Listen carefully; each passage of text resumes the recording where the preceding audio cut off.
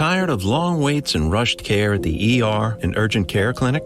Next time, stay home and let Dispatch Health bring the power of the hospital to you. I call Dispatch Health. A care team of medical professionals actually come to your house. They're the same caliber of people that you would see if you were at a hospital or an urgent care. Dispatch Health can treat most non-life-threatening emergencies. They can do the x-rays, they can do stitches, urinary tract infections, blood test, urinalysis, ultrasound. It's almost everything that they can do at the ER. You never feel rushed. They're there for you and only you. I felt like their only patient. And it costs no more than a trip to urgent care because Dispatch Health is covered by most insurance, including Medicare.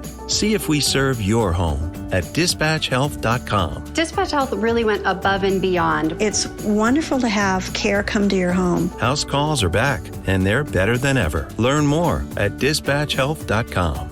If you look for it, every day has cause for celebration. Celebrate a friend for their promotion, baby wedding, life thing. Celebrate yourself for keeping the couch warm. It's no easy feat, especially if it's a big couch. Or maybe you just want to celebrate living in 2022, where you can get beer, wine, and spirits delivered from Drizly in under 60 minutes without leaving said couch. So download the Drizly app or go to drizly.com. That's DRIZLY.com.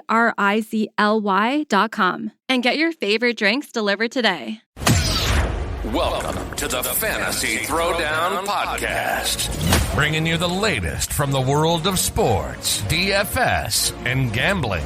With over 5 years of hot takes and millions of downloads later, I guess he's been doing something right.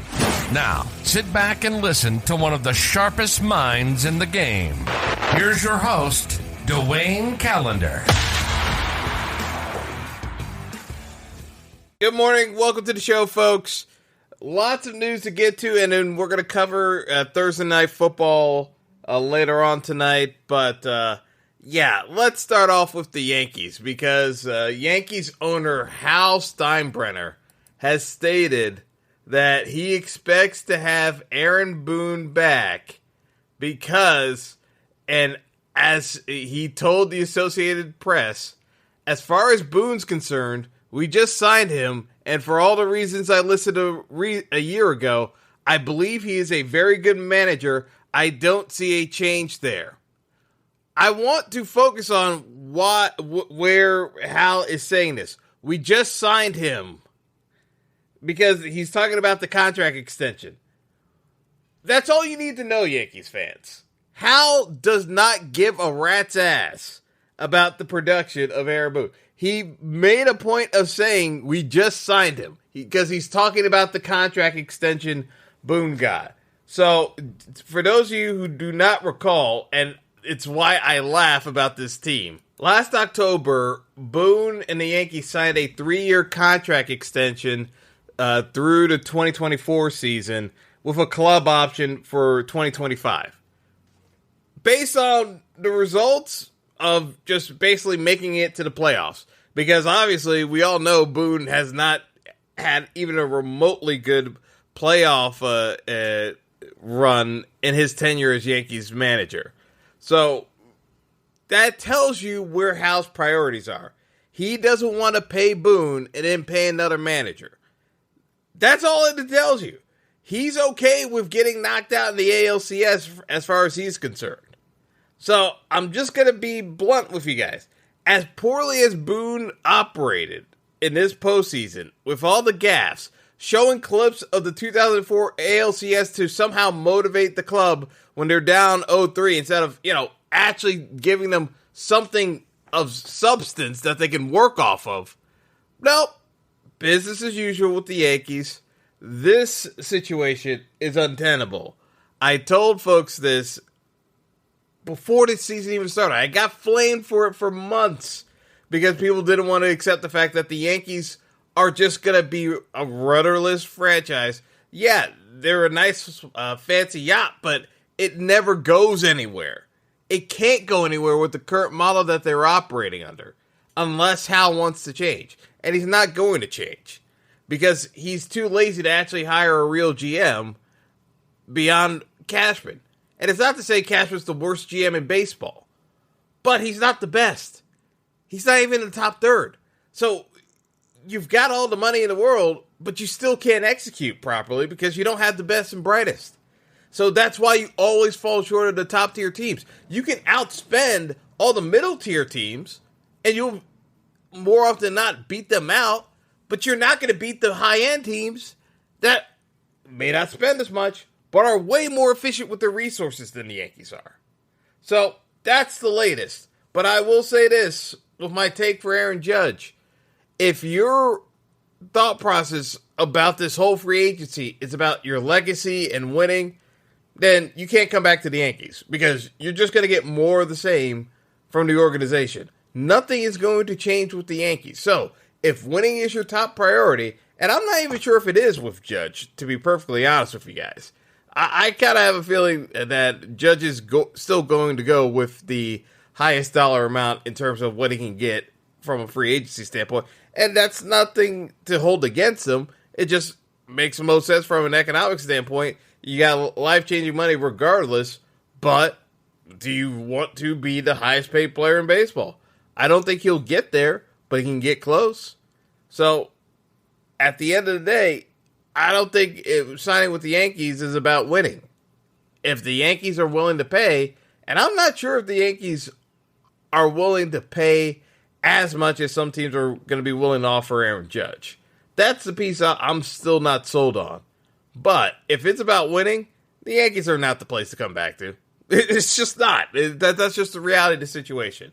So we'll leave it off there. But that was the news update on the Yankee front.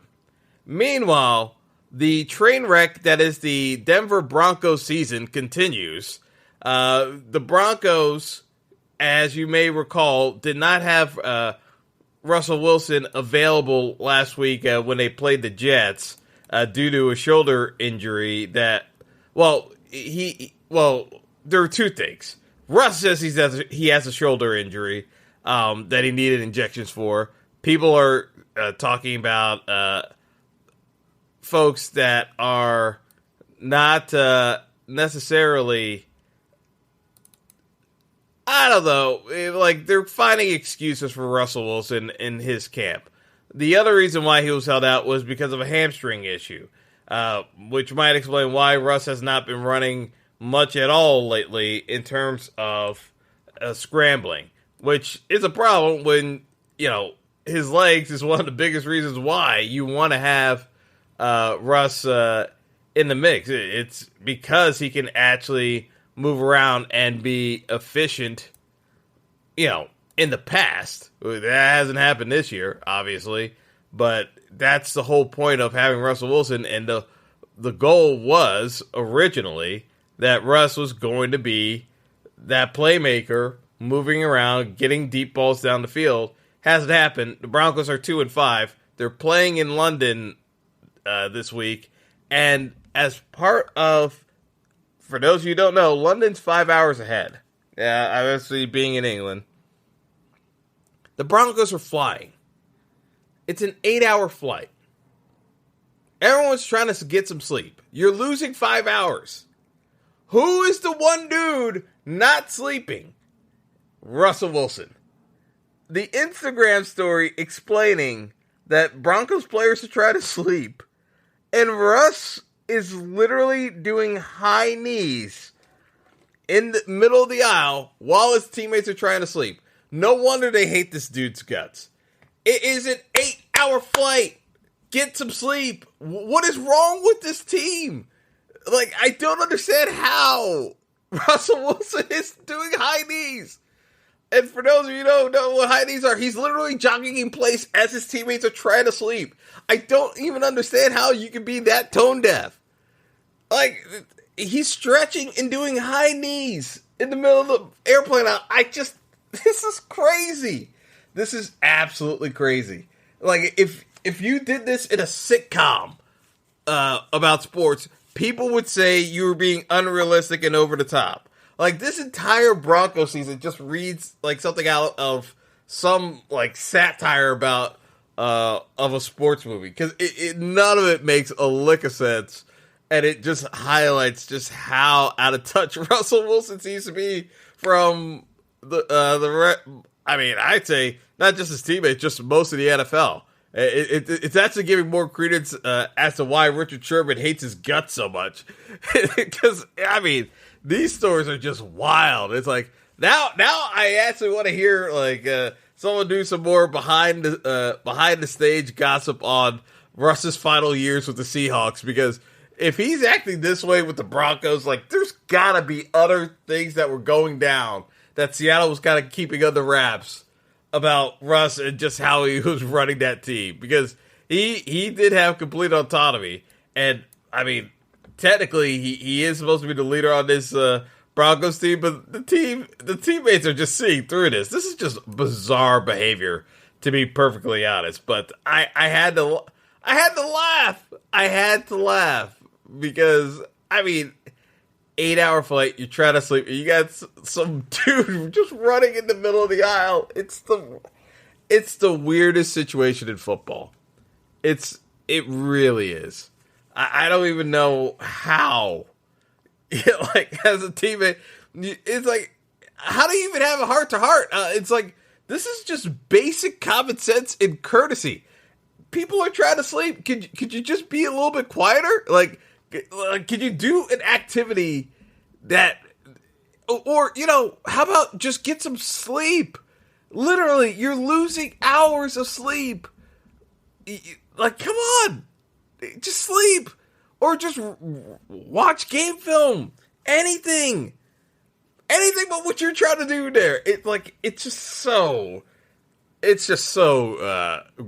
like, oh my, I don't know what to say about Russ. It just boggles the mind just how poorly this first year has gone. It's like there was never even a honeymoon period. It's just like, nope, complete train wreck. And it's like, this is like we're almost approaching like the annulment like phase of the relationship. Like, Russ has been so rough. I don't. It's like, they're gonna fire Nathaniel Hackett, the Broncos coach, as they should, because he should have never been hired in the first place. But I don't know how you correct Russ and his inability to connect with players. It's just absolutely wild. You could have an 8-hour flight and your team leader is not only not sleeping, but disturbing everyone else on the plane. I don't understand how this is possibly happening in the NFL with a veteran QB. Like, that is so bizarre. So utterly bizarre. Anyway, we got Thursday Night Football on tap here.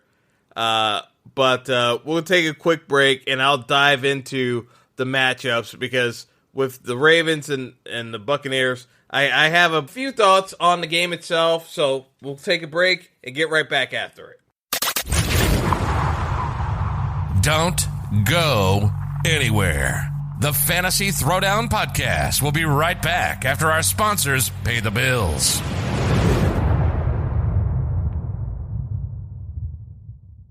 If you look for it, every day has cause for celebration. Celebrate a friend for their promotion, baby wedding, life thing. Celebrate yourself for keeping the couch warm. It's no easy feat, especially if it's a big couch. Or maybe you just want to celebrate living in 2022, where you can get beer, wine, and spirits delivered from Drizly in under 60 minutes without leaving said couch. So download the Drizly app or go to drizly.com. That's DRIZLY.com. And get your favorite drinks delivered today. Welcome back to the show. Hope you got your popcorn ready.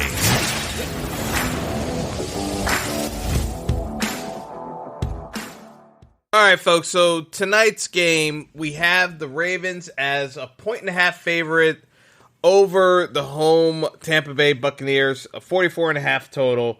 Listen, the Bucs have been struggling all year long.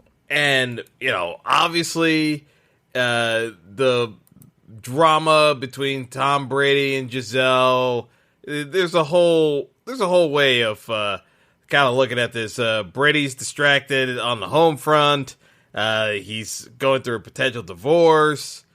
His offensive line is completely shot. And the craziest thing about all of this, and I kept saying to folks, like, I couldn't believe Tom Brady came back, is that he knew he didn't have his all-pro center, Ryan Jensen, because he got hurt in training camp before Brady decided to come back. He knew that he lost 2 more members of that offensive line. He knew he was 45 years old.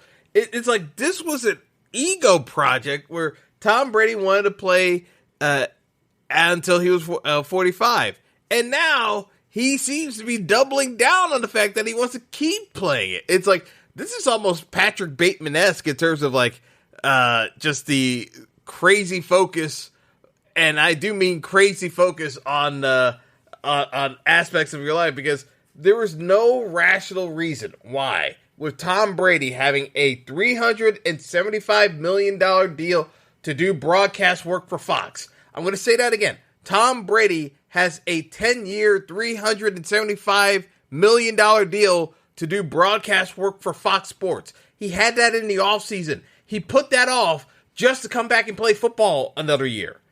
It is the craziest thing ever, and you knew your supermodel wife was not down with that. He didn't care. He did it anyway. Like, that is the definition of insanity. It's like, I don't even think Michael Jordan would have committed to that as much as he loves basketball if he had $375 million in the bag and was risking a divorce on top of that to come back and play basketball.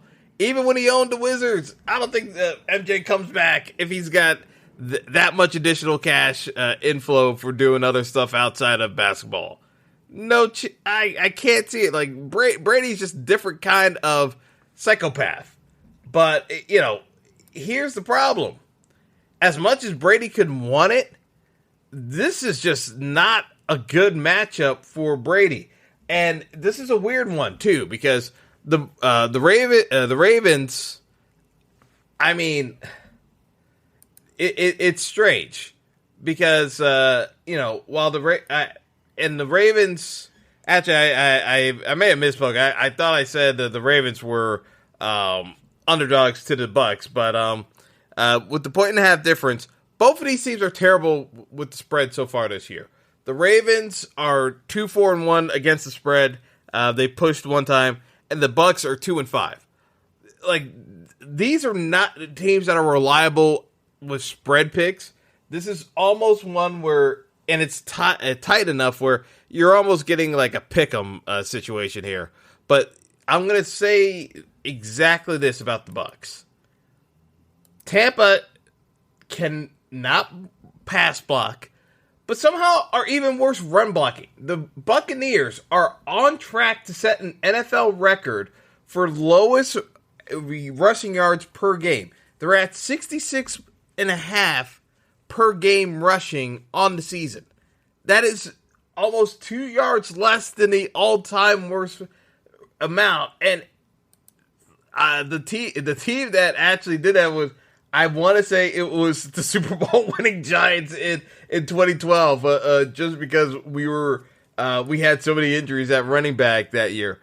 But literally, it's almost incomparable given how good the Bucs O-line was last year, that it's a testament to how good those guys were that the backups are this much of a drop-off, because that's the problem.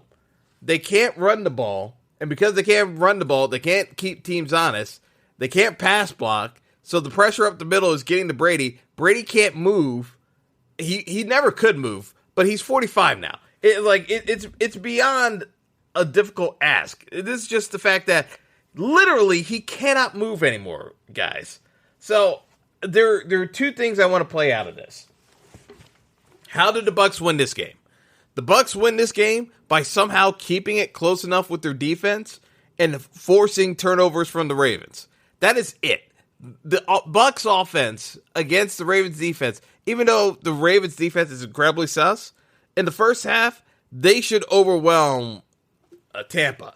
I think what you got with Patrick Prince, like, there's gonna be pressure.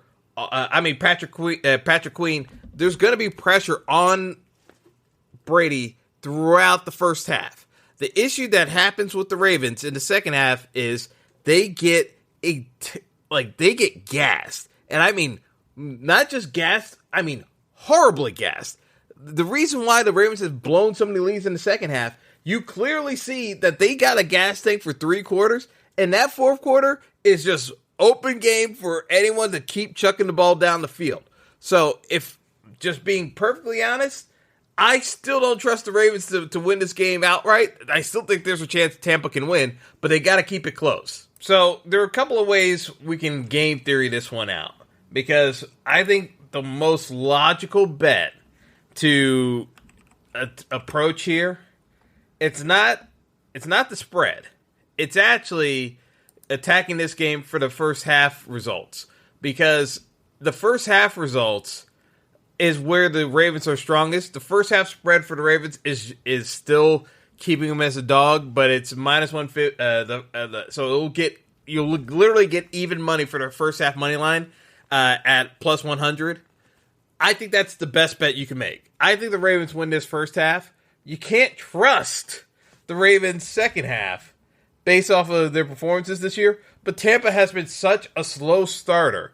They don't run the ball. They don't pass block. This is when the Ravens are at their strongest. I think the sacks and everything else makes it a better play for the Ravens just to bet them on the money line at even money for the first half and just take your win there.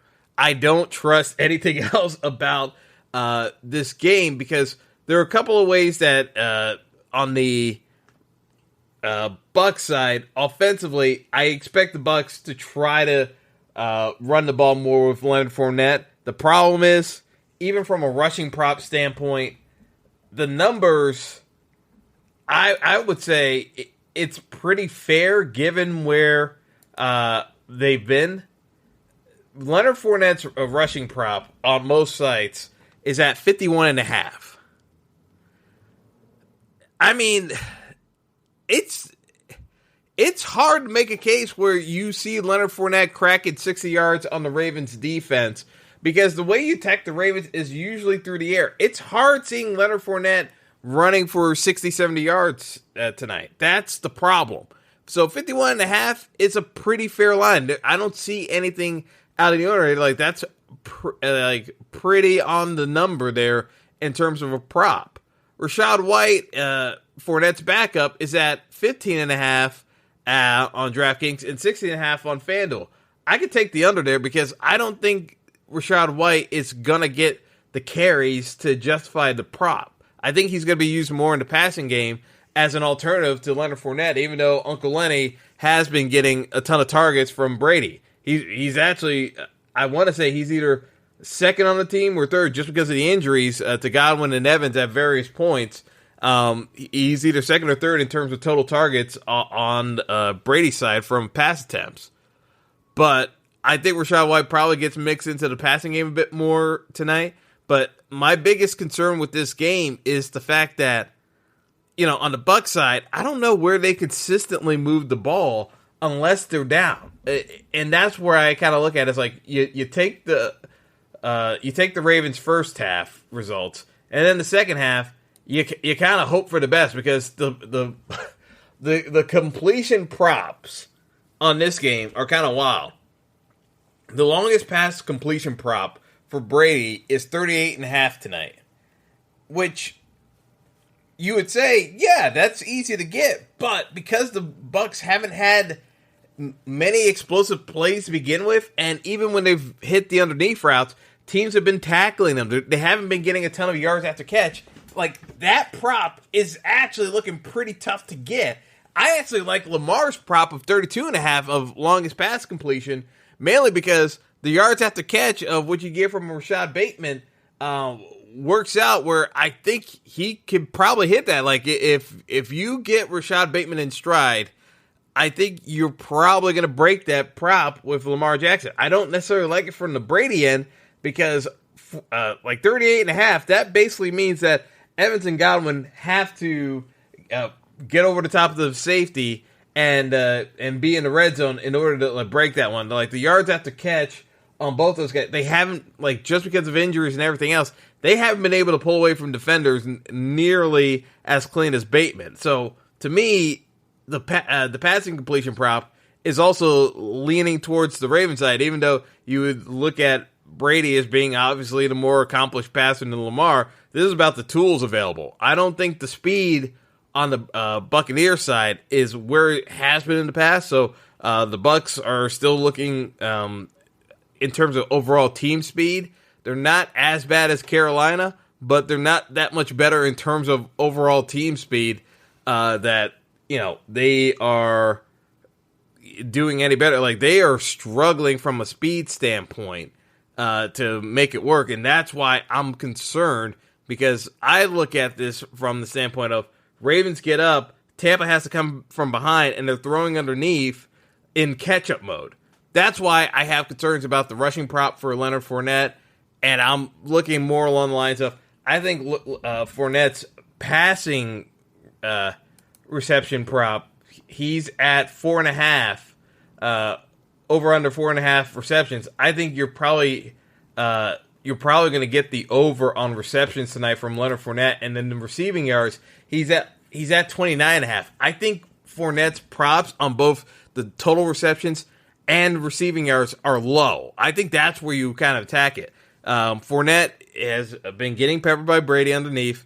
He has been trying to force it. The issue with Godwin and Evans, I think Fournette is the way Brady attacks this Ravens defense. He's going to take his shots with Godwin and Evans, but from a receiving yard standpoint, you're looking at 72.5 for Godwin and 68.5 for Evans. Those are fair numbers, but I don't see Brady throwing for a ton of yards. That's where I'm kind of looking at it as like, this is an either-or situation, because Brady's passing prop is at 282 for the game. Lamar's at 209. I just look at this from the standpoint of Brady, realistically, I think, needs to be over 300 yards to win this game. The fact that his prop is at 282, to me, this leans more towards Ravens win. It's a close win because they stumble in the second half, but I think that first half is going to be dominant enough where you get the Ravens up. I think it justifies Lamar's price tag from a DFS standpoint.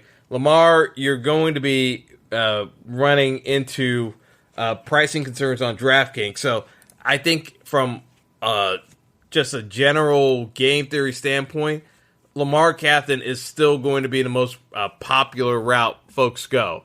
And reasonably so, because Lamar is going to run you 11,800 in the flex spot. He'll run you over 17,000 in the captain spot, and deservedly so. I think the way to go is Mark Andrews at 9,200 in the flex. You can play him there, but I think too many folks are playing Mark Andrews in the flex. I think you got to play Mark Andrews in the captain and shift Lamar to the flex overall. That way, you get the salary savings from 17,000 to just under 14,000 with Mark Andrews captain. You have Lamar in the flex, and then you start figuring out which option you want to go with.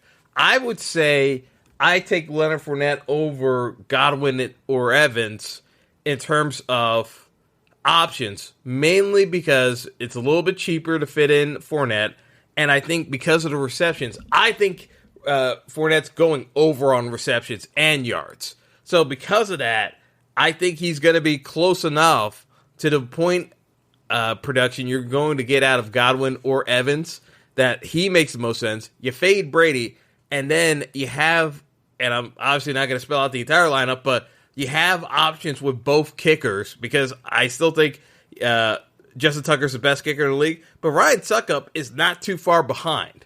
And he's been putting up the numbers throughout the season, because Brady, even though they've been struggling with the yardage, they've been at least managing well enough to get themselves into field goal range, and Suckup has delivered for them. So I expect Suckup to have a decent night kicking. I always expect Tucker to do well from a kicking standpoint with his leg and distance. So I think both kickers are in play.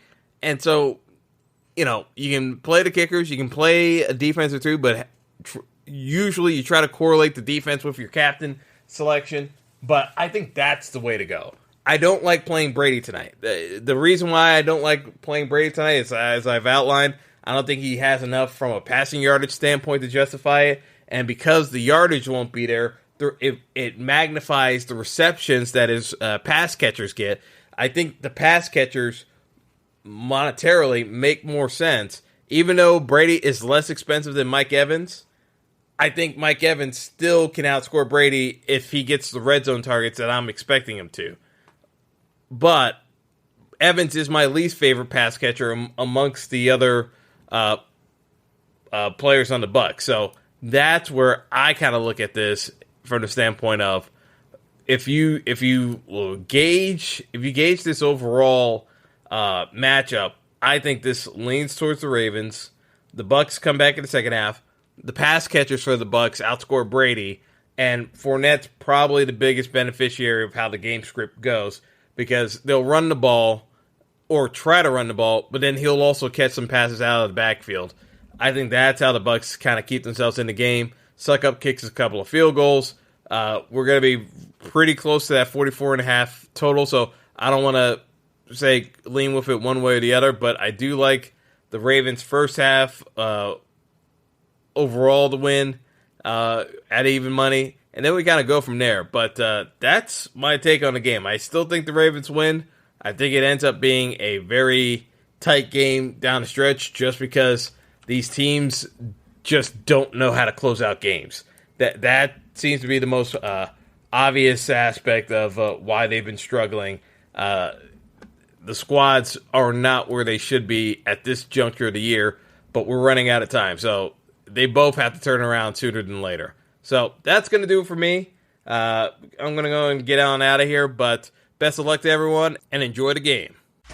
Thanks for listening to the Fantasy Throwdown podcast. Be sure to like and subscribe to the show on Spotify, Apple Podcast, Google Podcast, and all major outlets.